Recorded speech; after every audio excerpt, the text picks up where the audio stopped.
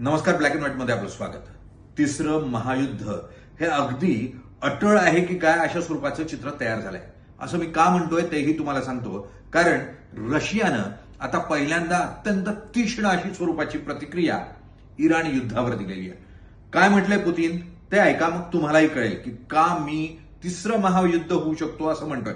स्वतः पुतीन म्हणतात की ज्या स्वरूपामध्ये अत्यंत गैरकायदेशीर पद्धतीनं, दादागिरीनं आणि गुन्हेगारी पद्धतीनं अमेरिका आणि मुख्यतः अमेरिकेचे राष्ट्राध्यक्ष डोनाल्ड ट्रम्प हे राजकीय सत्ता उलथवून टाकण्याचा प्रयत्न करताय, हे अत्यंत निंदनीय आहे.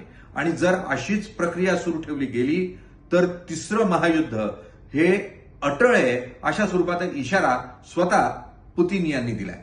इतकंच नाही, पुढे ते म्हणतात की ज्या स्वरूपाची हत्या करण्यात आली इराणच्या राष्ट्राध्यक्षांची किंवा सुप्रीम लीडर यांची, ही अत्यंत निंदनीय आहे.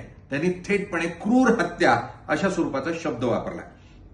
दरम्यान काल म्हणजे 3 तारखेला चीन आणि रशिया या दोघांमध्ये दीर्घकाळ चर्चा झालेली आहे इराण युद्धाला घेऊन. आणि त्यामुळे जर चीन आणि रशिया हे एकत्रितपणे या युद्धाच्या मैदानात इराणच्या बाजूने उतरले तर नाटो विरुद्ध रशिया विरुद्ध चीन अशा स्वरूपाचं एक चित्र तयार होताना पाहायला मिळेल. आणि यामध्ये मोठ्या प्रमाणावर नुकसान होईल ते भारताचं.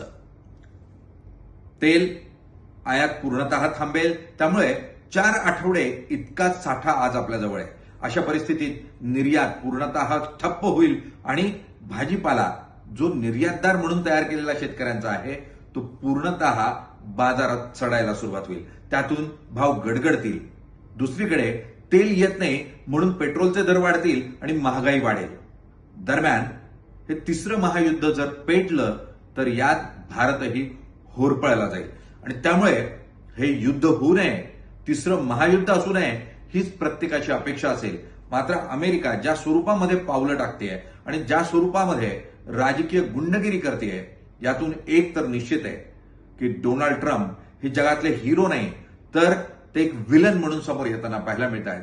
आणि आता रशिया, चीन आणि पुढच्या काळात दक्षिण कोरिया ही या मैदानामध्ये उतरलं तर आश्चर्य वाटायला नको. म्हणून भीती एकच, तिसरं महायुद्ध होऊ शकतं. धन्यवाद.